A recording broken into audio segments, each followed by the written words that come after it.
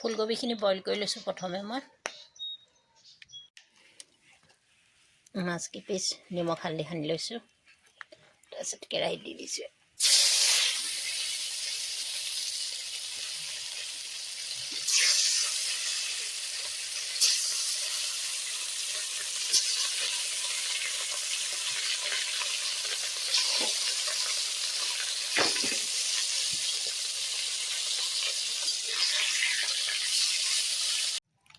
মাছখিনি ফ্ৰাই কৰা হৈ গৈছে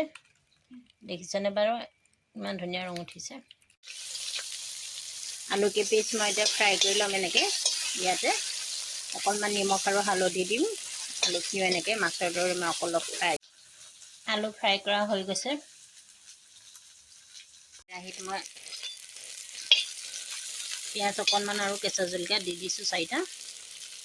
দি দিছোঁ এটা ফুলকবিখিনি অকণমান এনেকৈ ভাজি ল'ম মই ইয়াত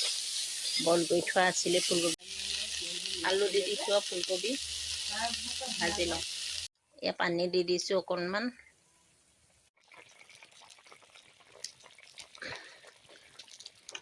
ফুলকবিখিনি উতলাৰ পিছত মাছখিনি মই এনেকৈ দি দিছোঁ এয়া ৰেডি হৈ গৈছে ইমান ধুনীয়া হৈছে দেখিছেনে খাবলৈ ইমান সোৱাদ হ'ব